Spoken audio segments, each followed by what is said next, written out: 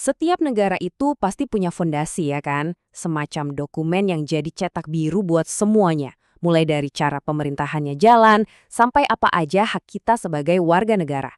Nah, buat Indonesia, dokumen itu adalah Undang-Undang Dasar 1945. Yuk kita coba bedah bareng-bareng pilar-pilar utama dari cetak biru bangsa kita ini. Kita mulai dari simbol ini, Garuda Pancasila. Ini bukan sekedar hiasan loh. Lambang ini disebut dalam konstitusi dan jadi representasi dari inti identitas kita yang bakal kita bahas. Anggap aja ini kayak jiwa bangsa yang divisualisasikan. Oke, jadi apa aja yang bakal kita lihat? Pertama, kita akan bongkar janji luhur di bagian pembukaan. Terus, kita lihat gimana kerangka pemerintahannya diatur. Ketiga, kita bahas soal hak dan kewajiban kita semua. Keempat, kita kenali simbol-simbol yang menyatukan kita. Dan terakhir, kita akan lihat gimana konstitusi ini dirancang biar bisa terus relevan. Sebelum kita ngomongin aturan mainnya, penting banget buat kita paham dulu kenapanya. Maksudnya kenapa sih negara Indonesia ini ada? Jawabannya ada di pembukaan UUD 1945. Ini bukan cuma tulisan, tapi ini adalah jiwa dari konstitusi kita. Coba deh kita resapi kalimat pembuka ini. Keren banget kan? Ini bukan cuma pernyataan kemerdekaan buat Indonesia aja, tapi sebuah deklarasi universal yang menentang penjajahan dimanapun. Ini nunjukin kalau negara kita dari awal dibangun di atas cita-cita kemanusiaan dan keadilan untuk semua. Nah, yang menarik, pembukaan ini nggak berhenti di filosofi doang. Di dalamnya langsung ditetapkan 4 tujuan nasional yang jelas banget. Ini tuh kayak KPI atau target kerja buat setiap pemerintah yang berkuasa. Jadi, setiap kebijakan pemerintah seharusnya bisa kita ukur, ini nyambung nggak sama 4 tujuan ini? Oke, kenapanya udah jelas. Sekarang kita masuk ke bagian gimananya. Gimana cara negara ini dijalanin sehari-hari? Nah, konstitusi kita udah nyiapin kerangka kerja mesin pemerintahannya secara detail. Definisi ini adalah kuncinya. Negara kesatuan itu artinya kita satu negara utuh, bukan gabungan negara-negara bagian. Republik artinya pemimpinnya dipilih, bukan diwariskan. Dan yang paling penting, kedaulatan di tangan rakyat. Ini menegaskan kalau kekuasaan tertinggi itu ada di kita semua, para warga negara. Terus gimana biar kekuasaan itu nggak numpuk di satu tempat aja? Jawabannya ada di sini, pembagian kekuasaan. Ada eksekutif yang tugasnya menjalankan pemerintahan. Ada legislatif yang bikin aturan dan ngawasin. Dan ada yudikatif yang ngadili kalau ada masalah hukum. Sistem ini yang biasa kita sebut checks and balances, saling mengawasi satu sama lain. Angka ini angka 2, kelihatannya simpel, tapi ini penting banget. Menurut pasal 7, seorang presiden itu cuma bisa menjabat maksimal 2 periode. Titik. Ini salah satu pilar demokrasi buat mencegah adanya kekuasaan yang terlalu lama dan memastikan ada regenerasi pemimpin. Terus, gimana kalau ada presiden yang dianggap melanggar hukum? Nah, konstitusi udah nyiapin jalurnya, yaitu proses pemakzulan. Tapi proses ini sengaja dibuat berlapis dan susah. Harus lewat DPR, terus diperiksa Mahkamah Konstitusi, baru terakhir diputuskan di MPR. Syarat suaranya juga tinggi banget. Ini menunjukkan kalau memberhentikan presiden itu urusan yang sangat serius.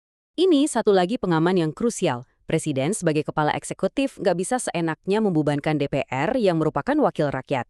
Pasal ini memastikan kalau legislatif punya posisi yang kuat dan gak bisa diintervensi begitu aja. Oke, dari tadi kita ngomongin negara, pemerintah, sekarang kita balik fokusnya ke kita, rakyat. Karena pada akhirnya, konstitusi ini dibuat untuk siapa lagi kalau bukan untuk kita. Bagian ini adalah tentang apa janji negara kepada kita dan sebaliknya. Coba lihat daftar ini semua adalah hak-hak fundamental yang dijamin buat kita semua oleh UUD 1945. Mulai dari yang paling dasar, yaitu hak untuk hidup, sampai kebebasan berpendapat, beragama, dan hak buat dapat pendidikan. Ini adalah jaminan perlindungan negara untuk setiap warganya. Tapi, hak itu nggak datang sendirian. Ini seperti jalan 2 arah. Konstitusi juga mengatur kewajiban kita. Contohnya, negara menjamin hak kita untuk hidup, tapi kita juga punya kewajiban buat membela negara. Kita punya hak untuk diperlakukan sama di depan hukum, tapi kita juga wajib menghormati hak orang lain. Inilah inti dari menjadi warga negara. Sebuah bangsa itu nggak cuma diikat oleh hukum, tapi juga oleh simbol-simbol bersama. Nah, bagian selanjutnya ini, konstitusi kita secara resmi mendefinisikan apa aja sih yang jadi identitas nasional kita. Pertama, yang paling jelas, ditegaskan kalau bendera negara kita adalah sang merah putih, simbol keberanian dan kesucian. Lalu, di antara ratusan bahasa daerah yang kita punya, bahasa Indonesia ditetapkan sebagai bahasa pemersatu, bahasa resmi kita sebagai satu bangsa. Dan kita kembali lagi ke simbol di awal tadi. Garuda Pancasila secara resmi jadi lambang negara, lengkap dengan semboyan yang jadi berkat kita semua, Bhinneka Tunggal Ika. Dan terakhir, lagu yang selalu bikin kita merinding, Indonesia Raya, dikukuhkan sebagai lagu kebangsaan. Keempat hal ini bukan cuma simbol, tapi jangkar identitas kita yang tertulis dalam hukum tertinggi. Nah, bagian perakhir ini penting banget untuk dipahami.